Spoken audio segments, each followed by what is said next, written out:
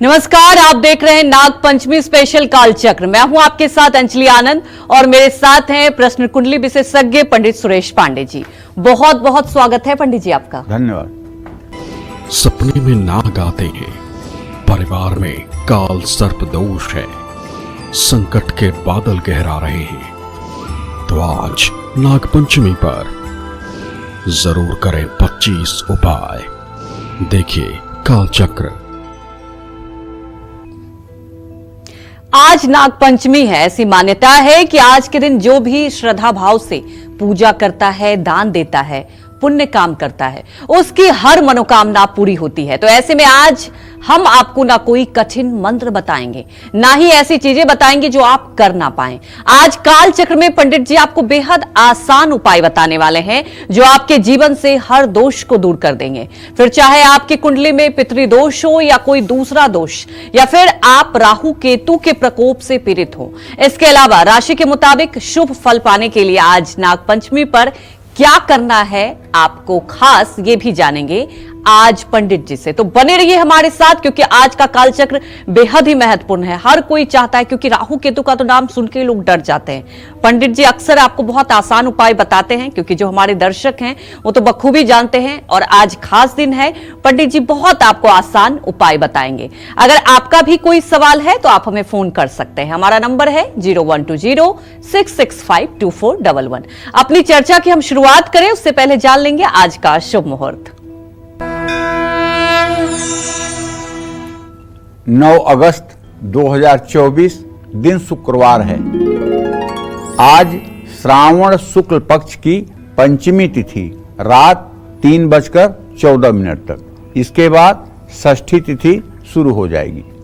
हस्त नक्षत्र रात 2:44 तक, इसके बाद चित्रा नक्षत्र शुरू होगा। सिद्ध योग दोपहर 1:46 तक, इसके बाद साध्य योग शुरू होगा। आज नाग पंचमी है और आज के इसी क्रम में कुछ अशुभ मुहूर्त भी हैं। जैसे शुक्रवार होने के नाते राहु काल रहेगा सुबह 10:30 बजे से दोपहर 12 बजे तक, और गुलिक काल रहेगा सुबह 9:07 तक। यमगंड काल रहेगा दोपहर 3:46 से शाम 5:26 तक। इन अशुभ समयों में आपको पश्चिम दिशा की यात्रा और किसी नए कार्य का शुभारंभ नहीं करना चाहिए। जय मां विंध्यवासिनी। पंडित जी आज नाग पंचमी है और सबसे पहले मेरे साथ साथ हमारे दर्शक भी जानना चाहते होंगे कि शास्त्रों की बात की जाए, क्या महत्व है नाग पंचमी का और इसके महत्व के बारे में कैसे समझा जाए। सनातन धर्म में नाग पूजा का बहुत बड़ा महत्व है जी। सनातन धर्म में नाग को देवता माना जाता है और भगवान श्री कृष्ण ने स्वयं कहा है कि नागों में मैं वासुकी हूँ जी। क्या कहा उन्होंने? नागों में मैं वासुकी हूँ, अर्थात साक्षात परब्रह्म स्वरूप ये नाग हैं। इसमें कोई दो राय नहीं है। और ये सावन महीने में भी मनाया जाता है पंडित जी? वैसे तो हिंदुस्तान में 12 महीने नाग की पूजा होती है। अच्छा। जहाँ भी भगवान शिव का पूजन होता है वहाँ नाग की पूजा जरूर होती है। और 12 महीने भगवान शिव की पूजा होती है, 8 याम शिव की पूजा होती है, इसलिए नाग देवता की भी पूजा होती है जी। लेकिन सावन महीना एक तरह से इसके लिए विशिष्ट है जी। जैसे पूरे साल आप भगवान शिव की उपासना करते हैं, लेकिन सावन और फाल्गुन मास की जो शिवरात्रि आती है वो आपके लिए अत्यंत आदरणीय होती है। उसी तरह से नाग पंचमी अपने आप में अद्वितीय है जी। आज नाग पंचमी है और इस पंचमी तिथि के स्वामी नाग देवता हैं। भविष्य पुराण के मध्यम वर्ग में कहा गया है कि श्रावण मास की शुक्ल पक्ष की पंचमी तिथि में अपने घर के दरवाजे के दोनों तरफ बाहर निकलते समय, जब आप प्रवेश कर रहे हैं तो दाहिने और बाएं दोनों तरफ गाय के गोबर से नागों की रचना करनी चाहिए, नाग की कृति बनानी चाहिए। पहले ये बनाया जाता था, कच्चे मकान होते थे, उस पे गोबर से नाग की प्रतिमा बनाई जाती थी जो बड़ी सुंदर और आकर्षक लगती थी। आज तो इतने दीवारों पर पत्थर लगे हुए हैं, संगमरमर लगे हुए हैं, टाइल्स लगी हुई है, वो बनाना बड़ा मुश्किल लग रहा है। और अगर आप गोबर से बनाएंगे भी तो दिखाई नहीं देगा। तो इसमें थोड़ा सा देश काल परिस्थिति के अनुसार संशोधन कर लीजिए। मेरे दिमाग से, मैं कोई शास्त्र के बाहर भाग के नहीं बोल रहा हूँ। आप पीला सिंदूर और चमेली का तेल मिला लीजिए और उससे अपने दरवाजे के प्रवेश द्वार के बाहर दोनों तरफ नाग की प्रतिमा बना दीजिए। ये दिखाई भी देगी और सुंदर भी लगेगी। और इस नाग प्रतिमा पर जो आप चित्र बनाए हैं अपने घर के दरवाजे के दोनों तरफ, दहलीज के दोनों तरफ, ऊपर की तरफ, उस पे जल, दूध, दही, सिंदूर, चंदन, गंगा जल जैसे सुगंधित द्रव्य से नागदेव की पूजा करिए। और नागों का पूजन करने से आप एक बात तो जान लीजिए कि कुल में निर्भयता प्राप्त होती है और प्राणों की रक्षा होती है। श्रावण कृष्ण पक्ष की पंचमी तिथि को घर के आंगन में नीम के पत्तों से मनसा देवी की पूजा करने से भी कभी सांप का भय नहीं रहता है। मनसा देवी का पवित्र मंदिर हरिद्वार में है। अगर आप कभी हरिद्वार गए होंगे तो हो सकता है कि आपने मनसा देवी का दर्शन किया हो। जिनके घरों में सर्प का उत्पात ज्यादा होता हो, अगर वो लोग जिनके घरों में बार बार सर्प दिखाई देते हों, अगर मनसा देवी का चित्र लगा करके और नित्य सुबह शाम मनसा देवी के सामने घी का दिया प्रज्वलित करें तो उनके घर से सर्पों का भय समाप्त हो जाता है। भविष्य पुराण के अनुसार ब्रह्मा जी के द्वारा उत्पन्न हुए 7 ग्रह 7 नाग ग्रहों के रूप में हैं। जैसे अनंत नाग सूर्य का प्रतिनिधित्व करते हैं, वासुकी नाग चंद्रमा का प्रतिनिधित्व करते हैं, तक्षक मंगल का प्रतिनिधित्व करता है, करकोटक बुध का, और पद्मनाग बृहस्पति का, महापद्मनाग शुक्र का, कुलिक और शंखपाल ये शनि ग्रह के रूप हैं। राहु और केतु तो खुद ही नाग के मुख और पूंछ हैं। इसलिए नाग पंचमी पर रुद्राभिषेक, महामृत्युंजय मंत्र का जप निश्चित रूप से शुभ फलदायी होता है, इसमें संदेह नहीं करना चाहिए। जय मां विंध्यवासिनी। तो बिल्कुल जैसा कि पंडित जी ने आज आपको बताया कि नाग पंचमी का आखिर महत्व क्या है और कैसे आपको इसकी पूजा भी करनी चाहिए। तो अपनी चर्चा को शुरुआत करते हुए अब आगे बात करते हैं उन लोगों की जिनको सरकारी कार्यों में हमेशा परेशानी का सामना करना पड़ता है, साथ ही जो लोग शारीरिक और मानसिक परेशानियों से गुजर रहे हों, उनको आज नाग पंचमी पर कौन से उपाय करने चाहिए ये जानते हैं। देखिए, जिन लोगों को किसी भी तरह का शारीरिक या मानसिक पीड़ा है, कष्ट है, सरकारी और कानूनी मामलों में परेशानियों का सामना करना पड़ रहा है, उनको आज नागपंचमी पर, नागपंचमी के दिन एक 8 या 9 मुखी रुद्राक्ष अपने गले में धारण करना चाहिए। आज नागपंचमी पर 2 रंग वाला कंबल और गर्म कपड़े जरूरतमंदों में बांटना चाहिए। रांगा धातु का सिक्का नदी में प्रवाहित करना चाहिए। आज हो सके तो श्रीमद् भागवत महापुराण का पाठ, चाहे एक ही अध्याय सही, जरूर करना चाहिए। जय मां विंध्यवासिनी। तो चलिए अब राशि अनुसार चर्चा की शुरुआत करते हुए बात कर लेते हैं पहली राशि यानी कि मेष राशि की।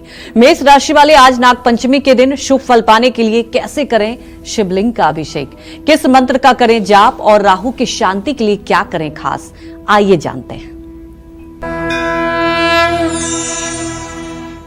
देखिए, अगर आपकी भी राशि मेष राशि है तो मैं आपको बताना चाहता हूं कि इस साल नागपंचमी पे आपके ग्रहों का गोचर ये है कि आपके पंचम भाव में बुध शुक्र की स्थिति है और आपके एकादश भाव में शनि है।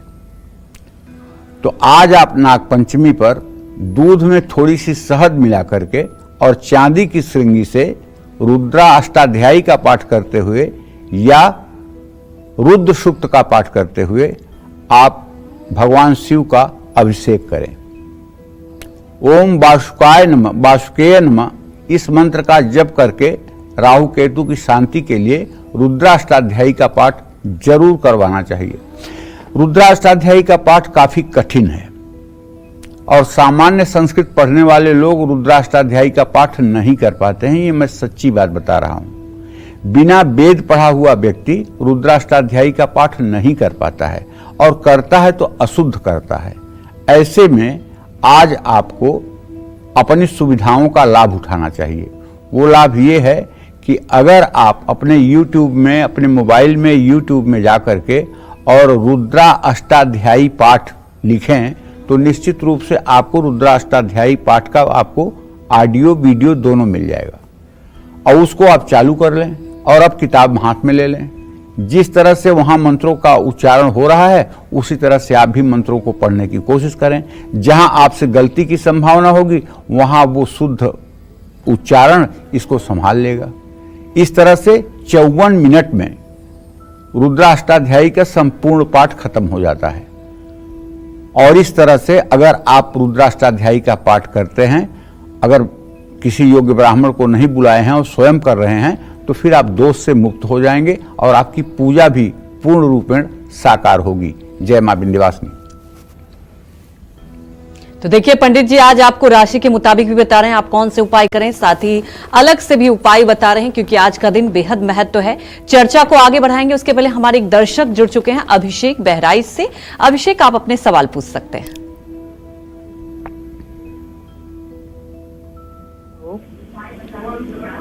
अभिषेक सवाल पूछ सकते हैं, हेलो। पूछिए जी। हाँ बोलिए। हेलो। हाँ बोलिए। पंडित जी नमस्ते पंडित जी। हाँ पंडित जी मेरा 3 सवाल है पंडित जी मेरे जी। पहला सवाल है, मेरी मम्मी की तबीयत ठीक नहीं रहती है, उनकी उम्र 60 साल है और पिताजी की तबीयत लगभग ठीक नहीं रहती। लेकिन और दूसरा सवाल है मेरे छोटे भाई का, उनकी 24/3/1989 डेट ऑफ बर्थ है। ये क्या करें, मतलब इनकी कुछ भी करते हैं कुछ सफल नहीं हो रहे, इनके क्या करें बिजनेस जो जिसमें आगे सफल हो सके। आपसे बड़े भाई हैं छोटे हैं? ये आपसे बड़े हैं छोटे हैं? नहीं पंडित जी सबसे छोटे भाई। अच्छा, तो पहली बात तो मैं बताना चाहूंगा कि आपके मातृभाव का स्वामी चंद्रमा प्रश्न काल में केतु के साथ है। इसका मतलब कि माता जी को नसों से संबंधित, रक्त से संबंधित और अस्थमा से संबंधित बीमारी है जो उन्हें सांस लेने में भी तकलीफ देती होगी और नसों का खिंचाव बेहद ज़्यादा है और उनका हीमोग्लोबिन भी कम है। इसके लिए आपको किसी सुयोग्य चिकित्सक से परामर्श लेना चाहिए और हो सके तो माता जी के हाथ से 5 किलो चावल, 1 लीटर दूध, आधा किलो चीनी किसी शिव मंदिर में सोमवार के दिन दान करवाना चाहिए। इससे उन्हें जरूर लाभ मिलेगा और दवाइयाँ उन पर काम करेंगी। आपने अपने पिताजी के भी बारे में पूछा है कि आपके पिताजी की भी सेहत ठीक नहीं रहती है, तो उनको हड्डियों का रोग है और कोई बात नहीं है। हर 6 महीने पर उनका ईसीजी कराते रहना चाहिए क्योंकि आगे हृदय रोग की भी संभावना बनती हुई दिखाई दे रही है। तो इससे उनको सचेत होने में सहायता मिलेगी और इलाज समय पर हो जाने से वो ठीक हो जाएंगे। आपने जहाँ तक अपने छोटे भाई के बारे में प्रश्न पूछा है तो मैं उनको बताऊं कि चंद्रमा की दृष्टि 10th भाव पर पड़ रही है। आप उनको कहिए पानी, केमिकल, कपड़ा, चांदी से संबंधित कोई भी काम या कोई भी नौकरी अगर करें तो उनकी सेहत के लिए और उनके भविष्य के लिए अच्छा साबित होगा। जय मां विंध्यवासिनी। पंडित जी अक्सर देखा जाता है कई लोग ऐसे होते हैं खूब मेहनत करते हैं लेकिन फिर भी आर्थिक स्थिति उनकी अच्छी नहीं रहती और ये भी देखा जाता है घर में कलेश का भी माहौल रहता है। आज नागपंचमी है, ऐसे लोग जो घर में भी बाहर कहीं मान सम्मान नहीं मिलता है, तो आज के दिन क्या ऐसा करें? देखो एक बात तो जान लो जी, ये अलग बात है कि आज नागपंचमी है हम पूजा पाठ करेंगे जी जी, लेकिन रामचरितमानस रामायण में जी जी, एक प्रसंग आता है जिसमें वशिष्ठ जी भरत से कहते हैं, हाँ, सुनहु भरत भाभी प्रबल बिलखि कहूं मुनिनाथ, हानि लाभ जीवन मरण जस अपजस विधि हाथ। कुछ विधाता के ऐसे लेख होते हैं जी, जिनको संपूर्ण रूप से किसी भी उपाय से नहीं टाला जा सकता। बिल्कुल, उसमें हानि लाभ भी होता है, जीवन मरण भी होता है, यश और अपयश भी होता है। ठीक है। जिसने पूर्व जन्म में पुण्य नहीं किया है, जिसने पूर्व जन्म में दान नहीं किया है, जिसने पूर्व जन्म में परोपकार नहीं किया है, जिसने पूर्व जन्म में भगवान की भक्ति नहीं की है, जिसने पूर्व जन्म में माता पिता की सेवा नहीं की है, जिसने पूर्व जन्म में गुरु को अपमानित किया है, ऐसा व्यक्ति यहाँ जो शरीर धारण करता है दरिद्रता जैसे दुख को, बीमारी जैसे कष्ट को भोग करके और अंत में अच्छी योनि को प्राप्त नहीं होता है। लेकिन जिनके प्रारब्ध अच्छे हैं, जिन्होंने अच्छा कर्म किया है, जिन्होंने दान पुण्य परोपकार किया है, भगवान की साधना की है, लेकिन किसी कारणवश उनको मुक्ति नहीं मिली है, उसके लिए गीता में भगवान कहते हैं, शुचि नाम श्रीमताम गेहे योग भ्रष्टो भिजायते। जी। जिनका योग किसी तरह से भ्रष्ट हो गया, पूर्ण नहीं हुआ, भगवान का साक्षात्कार नहीं हुआ, परम ब्रह्म की प्राप्ति नहीं हुई और जिन्हें मुक्ति नहीं मिली, तो ऐसे लोग शुचि नाम श्रीमताम गेहे, मतलब पवित्र कीर्ति वाले लोगों के यहाँ श्रीमान के घरों में जन्म लेते हैं।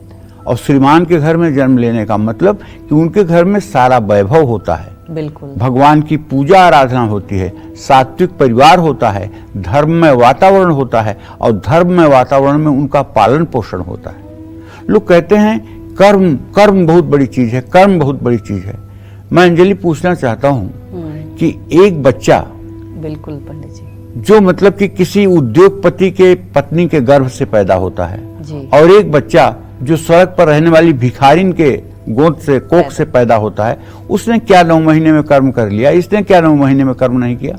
वो पैदा होते ही 1000 लोगों का मालिक बन के बैठा हुआ है। हाँ। उसके पैदा होने के पहले सोने का कटोरा और चम्मच आ गया है और गायें अपने आप दूध देना शुरू कर दी हैं और इसके लिए उसकी माँ उसे गोद में लेकर के प्रसव पीड़ा से निवृत्त होकर के वो भीख मांग करके दूध पिलाएगी।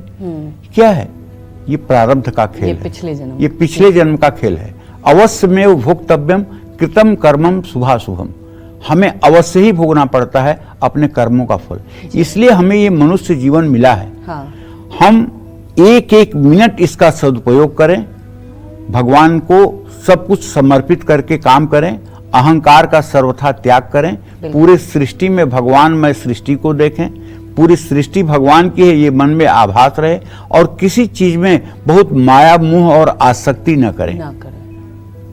दुखों का तो अंत नहीं है और ये भोग जितना आप भोगते जाइए उतना अधिक आपके अंदर भोग की इच्छा बलवती होती जाएगी। तो पंडित जी, ये मैंने भी कई एग्जाम्पल देखा है, जैसे अब आप चर्चा कर ही रहे हैं तो ये मन में सवाल, कुछ लोग ऐसा देखा गया है कि कम मेहनत करके भी सफलता पा लेते हैं, लेकिन कुछ लोगों के लिए कहीं ना कहीं वो परेशानी रहती। तो वही वो जैसा कि आप बता रहे पिछले जन्म से रिलेटेड। देखो, भाग्य मेहरबान तो गधा पहलवान। अगर भाग्य मेहरबान हो, जब द्रौपदी ने कुंती का पैर छुआ जी, तो द्रौपदी ने कहा, भाग्यवान पुत्रों को जन्म देना, न वीरा न च पंडिता, मत वीर पैदा करना, मत पंडित पैदा करना, अच्छा, केवल भाग्यवान पुत्र पैदा करना। द्रौपदी हाथ जोड़ खड़ी हो गई, माँ ऐसी कैसी बात, वीर और पंडित क्यों ना पैदा करूं? कहें देखो, मेरे धर्मराज से बड़ा कोई पंडित नहीं और मेरे अर्जुन और भीम से बड़ा कोई वीर नहीं जी। लेकिन ये मेरे 5 बच्चे जीवन भर संघर्ष करते रह गए, जीवन भर लड़ते रह गए। और जो भाग्यशाली होते हैं उनके जीवन में कभी संघर्ष की चीज ही नहीं होती है। जीवन अच्छे से शुरू होता है और अच्छे में प्रभु की शरणागति में विलीन होता है। तो न वीरा न च पंडिता, न वीर पैदा करना और न पंडित पैदा करना, भाग्यवान पैदा करना। तो भाग्य बहुत बड़ी चीज है, इसको तो मानना पड़ेगा। लेकिन हम चूंकि मनुष्य हैं, बिल्कुल, और हम कोई कुकर सूकर योनि में नहीं पैदा हुए हैं। हाँ। हम कोई कबूतर और कौवा नहीं हैं कि जो हमारे भाग्य में लिखा है वही होगा। हम मतलब कि कर्मों को करके और प्रभु की शरणागति लेकर के हम अपने प्रारब्ध को बदल सकते हैं। भगवान शिव अकेले प्रारब्ध को बदलने की हिम्मत रखते हैं। भगवान शिव का जो भक्त है उसके लिए कोई धर्मराज और यमराज का संविधान लागू नहीं होता, उसके लिए भगवान शिव का संविधान लागू होता है। तो ये भी बात है जी कि यहाँ पर जैसे सावित्री ने सत्यवान को यमराज से वापस ले लिया, अनसुईया ने ब्रह्मा विष्णु महेश को बच्चा बना लिया। तो हमारे यहाँ तपस्या का बहुत बड़ा महत्व है। लेकिन अब ये देखना है, जैसे आज का मनुष्य क्या है, अगर भगवान को एक नारियल चढ़ाएगा तो कहेगा मेरा बेटा नीट क्वालिफाई कर ले, एक माला फूल चढ़ाएगा मेरे बेटी की शादी जल्दी तय हो जाए। अगर एक बार मिठाई चढ़ा दिया, लड्डू का भोग लगा दिया, तो हनुमान जी से कहेंगे महाराज मैं मुकदमे में जीत जाऊं। मतलब हम एक काम भी ऐसा नहीं करते हैं जिसमें भगवान से कोई अपनी डिमांड न रखे। और जानती हो, जब रेड लाइट पर भिखारी आकर आपका शीशा खट खट करता है भीख मांगने के लिए, तो प्राय लोग शीशा बंद कर लेते हैं। उसी तरह से जो लोग हर समय भगवान से कुछ न कुछ मांगते ही रहते हैं, तो भगवान- उनको भी देखकर भगवान शीशा बंद कर लेते हैं। इसलिए कभी तो कुछ मांगना कम करिए, कभी तो मांगना कम करिए, कुछ उनके ऊपर भी छोड़ दीजिए। 4 महीने के बच्चे को अंजलि, ठंड के महीने में क्या बच्चा कहता है अपने मम्मी को कि मुझे स्वेटर पहनाओ? नहीं। माँ पहना देती है ना। उसी तरह से भगवान हमारे माता पिता हैं, भगवान हमारी आवश्यकताओं को समझते हैं, भगवान हमारी आवश्यकताओं को समझते हैं। जिस तरह से हम नहीं चाहते तब भी हमारे शरीर में श्वास आती जाती है, आंख की पलकें खुलती और बंद होती हैं, मल मूत्र अपने आप से बनता रहता है बिना हमारे प्रयास के, रक्त शुद्ध होता रहता है बिना हमारे प्रयास के, नाड़ियां धड़कन करती रहती हैं बिना हमारे प्रयास के। उसी तरह से हमारे जीवन के सारे कार्य बिना प्रयास के निश्चित हैं, वैसे होंगे। लेकिन हम जो कर्तृत्वाभिमान रखते हैं, this is my responsibility, this is my duty, this is our responsibility, ये जो बात हमारे मन में मैं की है, अहंकार की है, ये बात कहीं न कहीं हमें प्रभु से दूर करती है। तो जिन लोगों को बहुत मेहनत करने के बाद भी आर्थिक कष्ट झेलना पड़ रहा है, पारिवारिक स्थिति में संघर्ष करना पड़ रहा है, सामाजिक स्थिति भी अच्छी नहीं है, उनको चांदी की ठोस गोली अपने पास हमेशा रखनी चाहिए। आज नाग पंचमी पर दूध से भगवान शिव का दिव्य रुद्राभिषेक करना चाहिए। आज घर में महिलाएं हरिवंश पुराण का अगर पाठ करें तो उनके कुल के जो संतान होते हैं उनके अंदर तेजस्विता का निर्माण होता है, उनका तेज चारों दिशाओं में फैलता है। और जो महिलाएं गर्भावस्था में हरिवंश पुराण का, संपूर्ण हरिवंश पुराण का पाठ कर लेती हैं और उसे लाल कपड़े में लपेट करके सम्मान के साथ किसी विद्वान ब्राह्मण को सोने की अंगूठी के साथ रविवार को दान करती हैं, उनका बेटा निस्संदेह प्रभु का अंश होता है, उनकी बेटी देवी का अंश होती है। उन्हें जो भी संतान पुत्र या पुत्री होती है वो विशिष्ट होती है, इसमें कोई दो राय नहीं है। जय मां विंध्यवासिनी। वृषभ राशि वाले आज नाग पंचमी के दिन शुभ फल पाने के लिए कैसे करें शिवलिंग का अभिषेक, किस मंत्र का करें जप और राहु की शांति के लिए क्या खास उपाय करें, ये जानते हैं। देखिए, वृषभ राशि वाले आज नाग पंचमी पर जो ग्रह गोचर है वो मंगल और बृहस्पति आपकी राशि में है। इस साल के नाग पंचमी पर दूध में गंगा जल मिलाकर शिवलिंग का चांदी की श्रृंगी से अभिषेक करें, रुद्रा अष्टाध्यायी का पाठ करते हुए। और जब रुद्राभिषेक समाप्त हो जाए तो ओम शूलिने नमः इस मंत्र का यथासंभव जप करें। राहु केतु के शांति के लिए नदी में तांबे के 2-4 सिक्के प्रवाहित करें और महामृत्युंजय कवच का सुबह शाम पाठ करें। जय मां विंध्यवासिनी। तो जिन लोगों के रिश्तेदार और दोस्त ही उनको धोखा दे रहे हैं, भाग्य भी साथ ना देता हो, नौकरी और बिजनेस में मुश्किलों का सामना करना पड़ता हो, ऐसे लोगों को आज नाग पंचमी पर क्या करना चाहिए, ये जानते हैं, बताएं पंडित जी। देखो, जब बुरा दिन आता है तो अपने और पराये की पहचान होती है जी।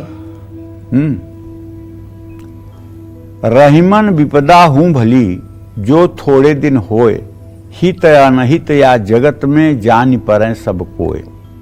रहीमदास जी कहते हैं कि इस संसार में वो विपत्ति बहुत अच्छी है जो थोड़े दिनों के लिए आए, कम से कम उसमें हमें अपने हितैषी और अनहित करने वालों की पहचान हो जाएगी जी। क्योंकि जब आपके पास धन दौलत वैभव अधिकार रहेगा तो आपके शत्रु भी आपके मित्र बनकर आपके सन्निकट रहेंगे, जिन्हें आप पहचान नहीं पाएंगे जी। लेकिन यदि आपके ऊपर विपत्ति आई तो जितने स्वार्थ से जुड़े हुए लोग हैं सब भाग जाएंगे और जो निस्वार्थ 1-2 लोग होंगे वही आपके साथ रहेंगे। तो आपको एक पहचानने का मौका मिलता है कि कौन आपका मतलब की है और कौन आपके साथ स्वार्थ से जुड़ा हुआ है। इसलिए रहीमदास जी बड़े उच्च कोटि के कवि हुए और बड़े उच्च कोटि के साधक थे। उन्होंने कहा कि रहीमन विपदा हूं भली जो थोड़े दिन होए, हित अनहित या जगत में जान पड़े सब कोय।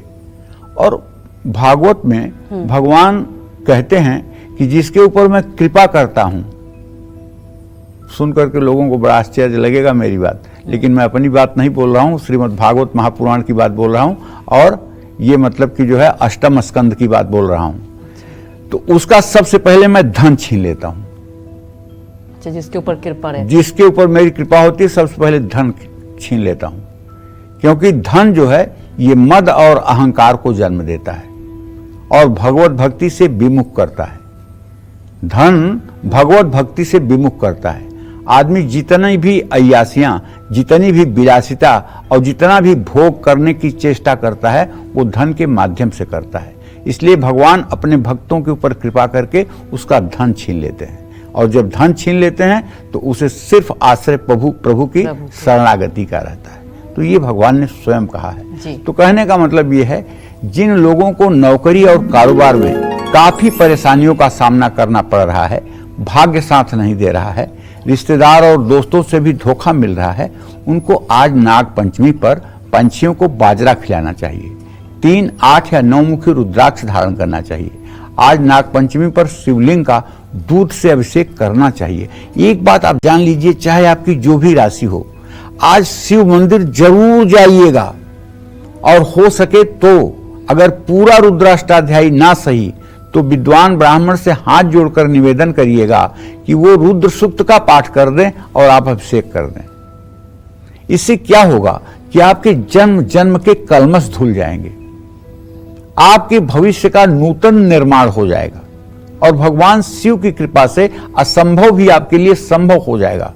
इसलिए आज शिथिलता न बरतें, किसी न किसी शिवालय में जरूर जाएं, शिवलिंग का स्पर्श जरूर करें और अपने शक्ति सामर्थ्य के अनुसार पूजन करने की भी कोशिश करें। जय मां विंध्यवासिनी। तो मिथुन राशि वाले आज नाग पंचमी के दिन शुभ फल पाने के लिए कैसे करें शिवलिंग का अभिषेक, किस मंत्र का करें जप, और राहु की शांति के लिए क्या खास उपाय करें, ये जानते हैं। मिथुन राशि के जातक आज नाग पंचमी पर दूध से भगवान शिव का अभिषेक करें, बिल्वपत्र चढ़ाएं, जल चढ़ाएं, और भव्य दिव्य तरीके से भगवान भोलेनाथ का एकदम एकाग्र मन से आप अभिषेक करें। अभिषेक के बाद सर्प सूक्त का अगर पाठ नहीं कर सकते हैं तो ओम सर्पाय नमः इस मंत्र को भी 10-5 बार जप करें। अपने मुख्य द्वार पर अष्टधातु या चांदी के दोनों तरफ स्वास्तिक लगाएं। राहु केतु की शांति के लिए किसी कुष्ठ आश्रम में रोगियों को दवाइयां दान करें। जय मां विंध्यवासिनी। तो कर्क राशि वाले आज नाग पंचमी के दिन शुभ फल पाने के लिए कैसे करें शिवलिंग का अभिषेक, किस मंत्र का करें जप, और राहु की शांति के लिए इनको क्या खास उपाय करने चाहिए, ये जानते हैं। कर्क राशि के जातकों को बताना चाहूंगा कि देखिए भाई, आज नाग पंचमी पर आपका राशि स्वामी केतु के साथ है।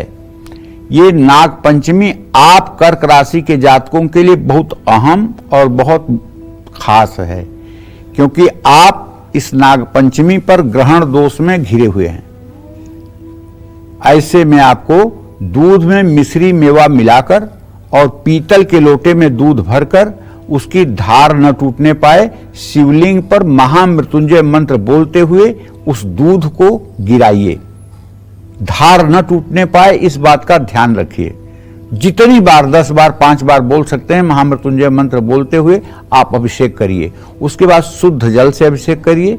उसके बाद बिल्वपत्र और जल पुनः चढ़ाइए, और जब पूजा आपकी समाप्त हो जाए तो शिवालय के किसी कोने में बैठकर ओम अनंताय नमः इस मंत्र का 108 बार जप कर लीजिए।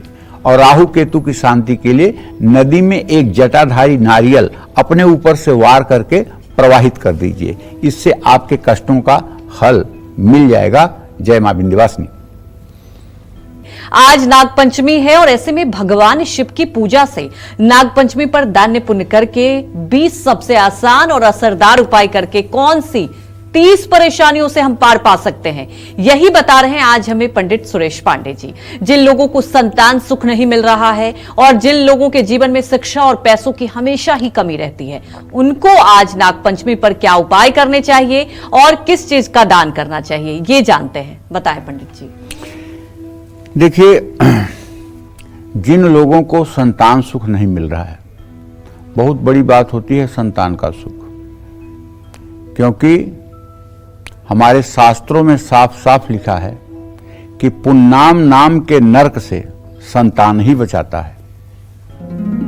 आपके प्रारब्ध अच्छे बुरे जो भी हों, जब आपका संतान में आज के परिवेश में कन्या और पुत्र दोनों को मान के चलिए, केवल पुत्र को नहीं, कन्या पुत्र दोनों को मान के चलिए, क्योंकि हमारे यहाँ दो प्रकार की पूजा पद्धतियां प्रचलित हैं। एक दाय भाग और एक जो हमारे यहाँ निर्णय सिंधु है, मिताक्षरा। मिताक्षरा कहती है कि पुत्र को ही दाह संस्कार करने का अधिकार है, और दाय भाग कहता है कि कन्याएं भी दाह संस्कार कर सकती हैं। ऐसा मेरे समझ से उस समय इसलिए विधान था कि उस समय स्मशान घाट तक महिलाओं का जाना सुरक्षित नहीं था, सुरक्षा की व्यवस्था नहीं थी, इसलिए महिलाओं को स्मशान घाट तक जाने की आज्ञा समाज ने नहीं दी थी। लेकिन आज ऐसी परिस्थिति नहीं है। आज बेटियां भी दाह संस्कार कर सकती हैं, अर्थी को कंधा दे सकती हैं। इसलिए अब पुत्र और पुत्री में भेद करना केवल मूर्खता है। तो मैं ये कहना चाहता हूं, संतान सुख मिलना, वैसे जिनको एक संतान आसानी से हो गई है उनसे पूछिए कि दूसरे संतान के लिए क्या सोच रहे हो। अरे नहीं पंडित जी, बस बहुत हो गया, कि इतनी महंगाई के ज़माने में तो एक ही का पालन पोषण बहुत बड़ी बात। अरे मूर्ख, तुम्हें क्या पता है कब कौन सी ट्रक तुम्हारे ऊपर चढ़ जाएगी। तुम एक संतान की रक्षा कर पाओगे, उसको पढ़ा पाओगे, उसको बड़ा कर पाओगे? मौत को तुमने जीत लिया है कि उसको पढ़ा करके शादी कर दोगे? इतना भगवान गिरी हो गई है लोगों के अंदर, कहने की कोई बात नहीं है। ठीक है, लेकिन जिन्हें संतान का सुख नहीं मिल पा रहा है, जरा उनकी पीड़ा पूछिए, वो कितने व्यथित हैं। उनका सारा धन दौलत ऐश्वर्य उन्हें जहर दिखाई देता है। पूर्व जन्म में अगर नाग हत्या आपने की है, पूर्व जन्म में आपने अपनी बहन के संतान के साथ धोखा किया है, अपने गुरु के साथ आपने धोखा किया है, पिता को अपमानित किया है, माता को दुखी किया है, वो सब श्राप आकर के इस जन्म में आपको संतान का सुख नहीं मिलने देते। और संतान अगर हो भी जाए तो वो पूर्व जन्म का बदला लेने के लिए आती है। आपको बताऊं, दो मित्र बंबई गए और दोनों की उम्र 15 साल थी। दोनों जाकर के बंबई में कुछ छोटा काम शुरू किए, किसी होटल में नौकरी किए, फिर धीरे धीरे बड़े महत्वाकांक्षी थे और दोनों ने एक दिन ऐसा काम किया कि उनकी करोड़ों की संपत्ति हो गई। तो एक मित्र जो था बड़ा स्वार्थी था, उसने दूसरे मित्र को धोखे में विष खिला करके मार दिया और उसके अर्थी को गायब कर दिया। और उसके बाद उसकी वृद्धि होने लगी, उसने बहुत फैक्ट्री बना ली, दुकान बना ली, घर बना लिया, और गांव में भी आकर के उसने बहुत जमीन खरीदी, बहुत मकान खरीदा। और जब उससे गांव वालों ने पूछा कि वो भी तो तुम्हारे साथ गया था, अरे नहीं, वो तो हमारे साथ से छूट गया था इलाहाबाद में ही, वो मेरे साथ नहीं गया था। बात आई गई, 25 साल का हो गया तो उसका विवाह हुआ, अच्छे घर में विवाह हुआ, सुंदर पत्नी आई और एक सुंदर तेजस्वी पुत्र पैदा हुआ। उस पुत्र में उसका अनुराग हुआ। पुत्र जब 5 साल का हुआ तो उसे कैंसर का रोग डिटेक्ट हो गया। अब वो बेटे की कैंसर की दवाई कराने लगा। गांव की सारी जमीन बिक गई, घर बिक गया, बंबई का मकान बिक गया। ये सच्ची घटना बता रहा हूं आपको। और यहां तक कि उसके ऊपर 2 करोड़ का कर्ज हो गया।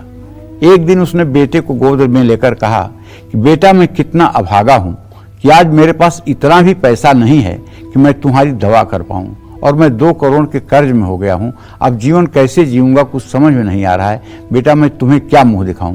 तब उस लड़के ने कहा, बस दोस्त, हो गया, इसी पैसे के लिए तुमने इतना बड़ा कांड किया था? अच्छा ठीक है, मैं जा रहा हूं। और बच्चे ने तुरंत शरीर त्याग दिया। ये कलयुग की घटना है और सत्य घटना है। चाहे जितना छिपाकर आप पाप करिए, उसका फल जरूर मिलेगा। अगर आपको भी धन लाभ में रुकावटों का सामना करना पड़ रहा है तो आज नागपंचमी से शुरू करते हुए 40 दिनों तक आपको सरस्वती चालीसा का भी पाठ करना चाहिए, तुलसी का पौधा लगाना चाहिए, जरूरतमंद लोगों को पीले कपड़े दान करने चाहिए। जय मां विंध्यवासिनी। तो सिंह राशि वाले आज नाग पंचमी के दिन शुभ फल पाने के लिए कैसे करें शिवलिंग का अभिषेक, किस मंत्र का करें जप, और राहु की शांति के लिए क्या करें खास उपाय, ये जानते हैं। देखिए, सिंह राशि के जातकों को बताना चाहूंगा कि आज नाग पंचमी है। दूध में बादाम घिस करके मिलाइएगा और चांदी की श्रृंगी से या तांबे की श्रृंगी से भगवान शिव का दिव्य ढंग से अभिषेक करिएगा। अब हर राशि में तो नहीं बताऊंगा कि आप रुद्राष्टाध्यायी पढ़िए, आप रुद्री पढ़िए, आप रुद्र सूक्तम पढ़िए, ये सबको करना ही चाहिए, सभी राशि वालों के लिए बता रहा हूं। रुद्र सूक्त अगर ब्राह्मण नहीं मिल रहे हैं, पंडित अच्छे नहीं मिल रहे हैं तो कोई बात नहीं, अपने मोबाइल तो हर समय आपके हाथ में रहती है ना, उसमें यूट्यूब खोलो, रुद्र सूक्तम लिखो, तुरंत ओम नमस्ते रुद्र मंत्र चलने लगेगा और करिए पूजा बढ़िया से। और खूब बढ़िया से पूजन करने के बाद संतुष्ट होकर के मंदिर के एक कोने में बैठ करके ओम कर्कोटकाय नमः इस मंत्र का 108 बार जप कर लीजिए। राहु केतु की शांति के लिए नारियल और 11 साबुत बादाम एक लाल कपड़े में बांधकर किसी मंदिर में दान कर दीजिए। अगर आपकी सिंह राशि है और आपकी इधर भी दुर्घटना ज्यादा हो रही है, आपको चोट चपेट ज्यादा लग रही है, तो आप जितने साल के हैं उतने ग्राम का एक चांदी का नाग लीजिए और उसमें दोनों आंखें गोमेद की लगवा लीजिए और ले जाकर के आज शिवलिंग का अभिषेक करके और वहीं शिवलिंग पर चढ़ा दीजिए। मैं दावे के साथ कहता हूं आपको चोट लगना, दुर्घटना होना सब बंद हो जाएगा और आप एक सुखी जीवन जिएंगे, इसमें कोई दो राय नहीं। चांदी का नाग जो शिवलिंग पर अर्पित करता है उसमें गोमेद की लगी हुई आंखों के साथ उसको निश्चित रूप से राहु केतु या कोई मार्केश ग्रह प्रभावित नहीं कर पाते हैं। ये आजमाया हुआ उपाय है, आप भी इसे आजमा सकते हैं। जय मां विंध्यवासिनी। अगर आपकी मैरिड लाइफ में बहुत ज्यादा प्रॉब्लम है तो आपको आज नागपंचमी पर इस परेशानी को दूर करने के लिए क्या कुछ करना चाहिए, ये जानते हैं, बताएं पंडित जी। देखिए, जिन लोगों के वैवाहिक जीवन में कलह बढ़ती जा रही है, मानसिक कष्ट बहुत रहता है। देखिए, मैं बार बार कार्यक्रम में बताता हूं कि जब लग्नेश और सप्तमेश पति या पत्नी की कुंडली में परस्पर छठे आठवें होते हैं तो पति पत्नी में विचारों में मतभेद होता है। लेकिन अगर इस पर पापक ग्रहों की दृष्टि हो तो संबंध विच्छेद हो जाता है। अगर पापक ग्रहों की दृष्टि ना हो तो लड़ते झगड़ते हुए भी दोनों जिंदगी के आखिरी पड़ाव तक साथ चल लेते हैं। बहुत से ऐसे दंपति आपको दिखाई देंगे जो दिन भर में 4 बार आपस में झगड़ा करते हैं, लेकिन उनके शादी को 40 साल हो गए हैं। ऐसी बहुत सी दंपति, बहुत से कपल्स आपको मिलेंगे। ऐसे बहुत कम आपको लोग मिलेंगे जो मतलब कि दूध और जल की तरह एक जैसे रहते हों, एक विचार के रहते हों और कभी जिसमें कुछ अनबन न होती हो। ऐसे आपको उंगलियों पे गिन करके ऐसे लोग मिलेंगे। तो आज अगर आपके भी वैवाहिक जीवन में कुछ दिक्कत है तो आपको 11 नारियल नदी में प्रवाहित करना चाहिए। नाग पंचमी पर चावल और सफेद कपड़ा किसी योग्य पात्र को दान करना चाहिए। इससे आपके दाम्पत्य जीवन में आ रही कलह समाप्त हो जाएगी। जय मां विंध्यवासिनी। तो कन्या राशि वाले आज नागपंचमी के दिन शुभ फल पाने के लिए कैसे करें शिवलिंग का अभिषेक और किस मंत्र का करें जप, और राहु की शांति के लिए क्या करें खास उपाय, ये जानते हैं। कन्या राशि वाले आज नागपंचमी पर दूध में बेलपत्र मिलाकर शिवलिंग का अभिषेक करें। ओम कंबलाय नमः इस मंत्र का बाद में जप कर लें। राहु केतु की शांति के लिए 10 ग्राम साबुत धनिया किसी जरूरतमंद को दान करें। जय मां विंध्यवासिनी।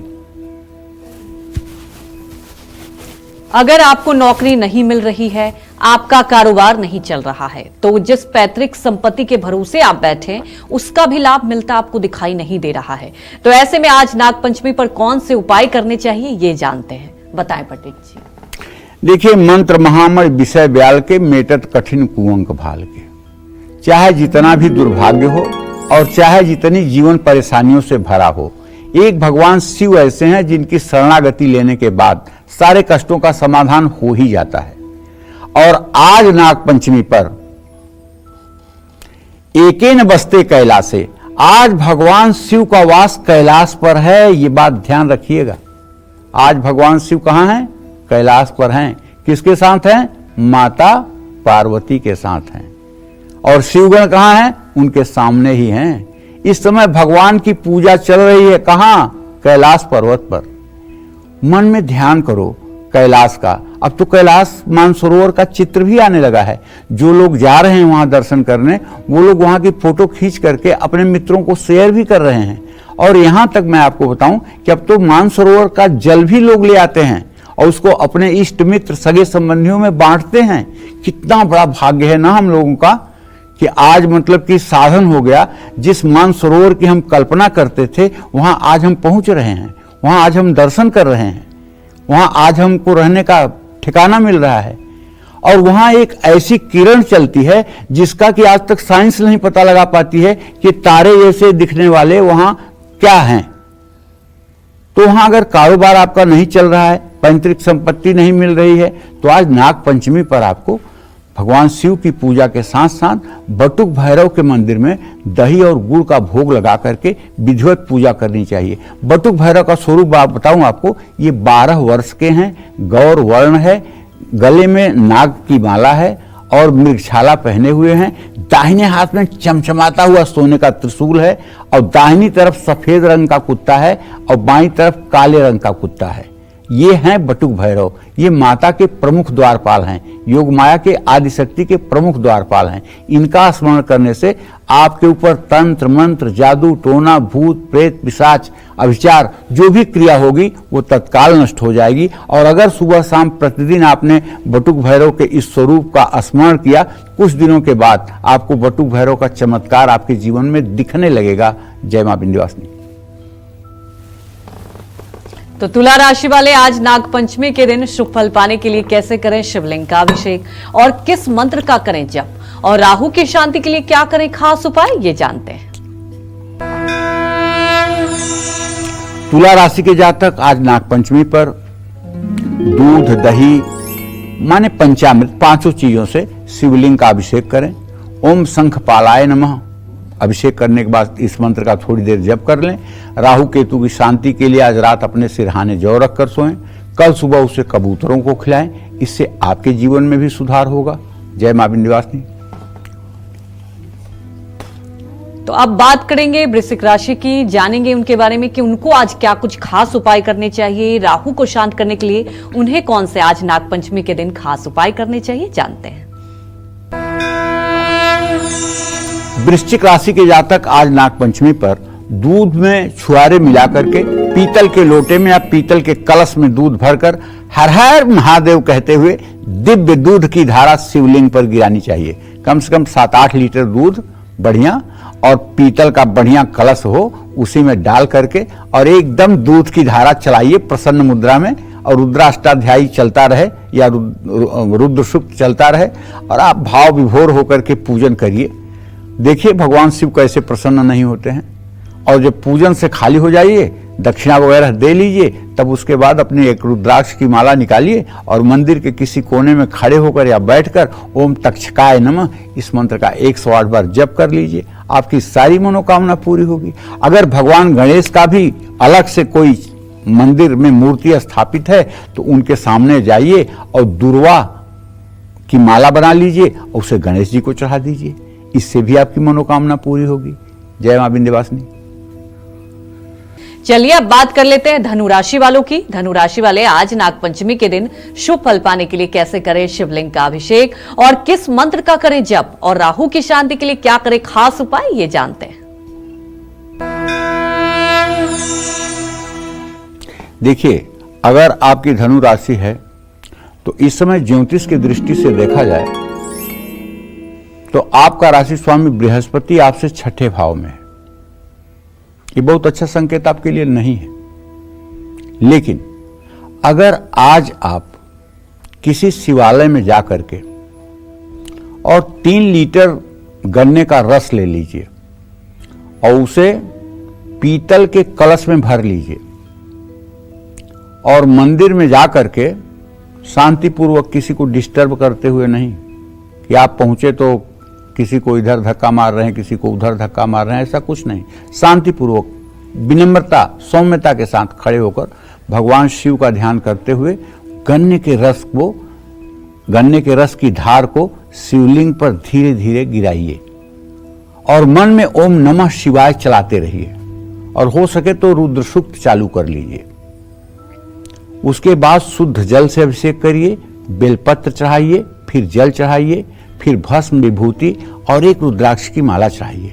उसके बाद एक कोने में खड़े होकर के ओम पृथ्वीधराय नमः इस मंत्र का कुछ जप कर लीजिए और उसके बाद मंदिर के पुजारी को कुछ दक्षिणा श्रद्धा के पूर्व साथ और अगर कुछ कच्चा सीधा हो सके तो दे करके प्रणाम करके अपने घर आइए। जय मां विंध्यवासिनी। तो चलिए अब बात कर लेते हैं मकर राशि वालों की। और मकर राशि वाले आज नाग पंचमी के दिन शुभ फल पाने के लिए कैसे करें शिवलिंग का अभिषेक और किस मंत्र का करें जप, और राहु की शांति के लिए क्या खास उपाय करें, ये जानते हैं। मकर राशि के जातक आज नाग पंचमी पर दूध में गुलाब जल मिलाकर शिवलिंग का दिव्य तरीके से अभिषेक करें। ओम नागाय नमः इस मंत्र का यथासंभव जप करें।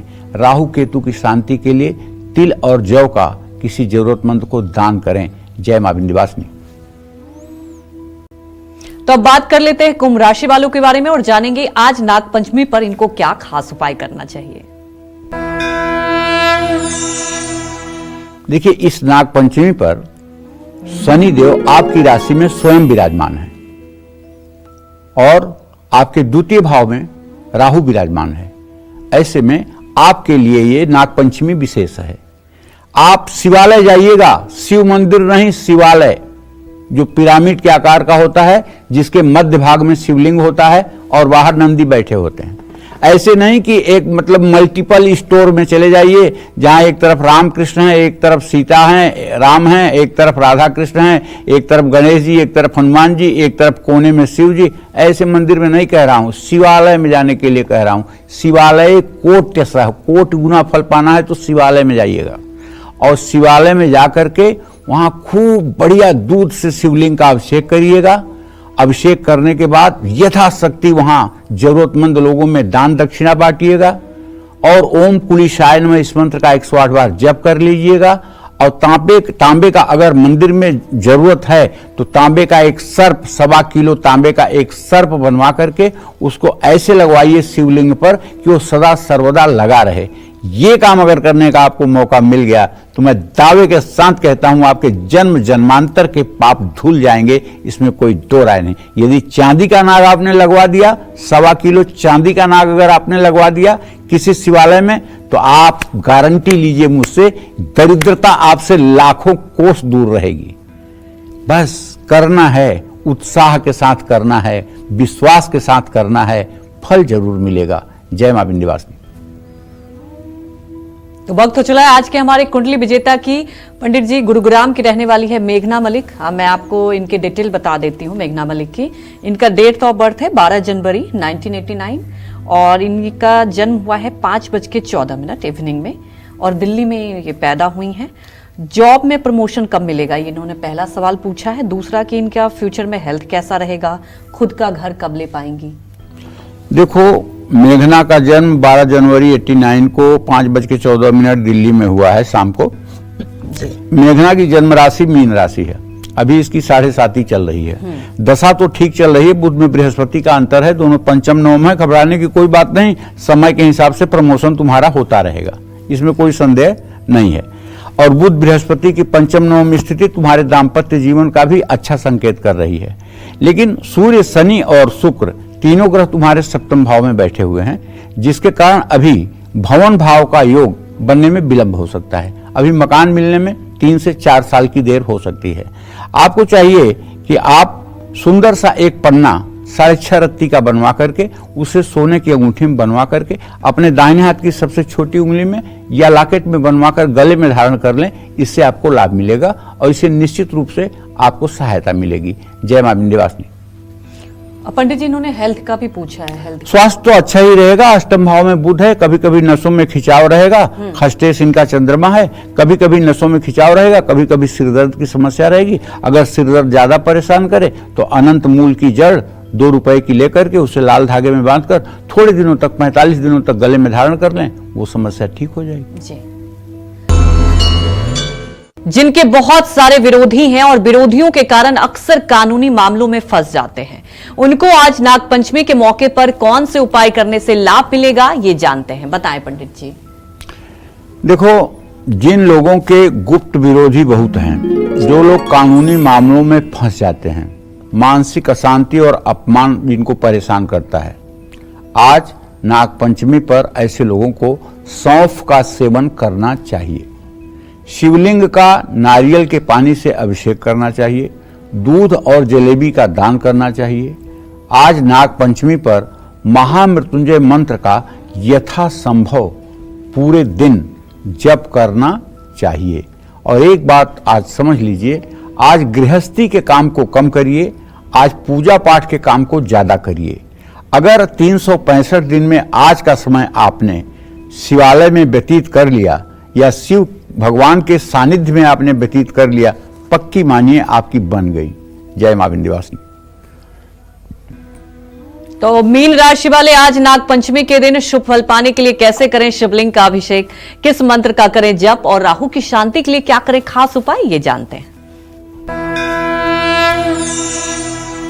देखिए, मैं आपको डरा नहीं रहा हूं, आपकी मीन राशि है, लेकिन ये जरूर कह रहा हूं कि आपके राशि में राहु है। इसका मतलब आपको सतर्क होना है। दूध में केसर मिला करके और चांदी की श्रृंगी से आपको आज शिवलिंग पर अभिषेक करना चाहिए। 3 सूखे नारियल जल में प्रवाहित करना चाहिए। पूजन के बाद एकांत में बैठकर अश्वतराय नमः इस मंत्र का 108 बार जप करना चाहिए। राहु केतु की शांति के लिए भोजन अगर घर में बन जाए तो रसोई में ही बैठकर भोजन करना चाहिए।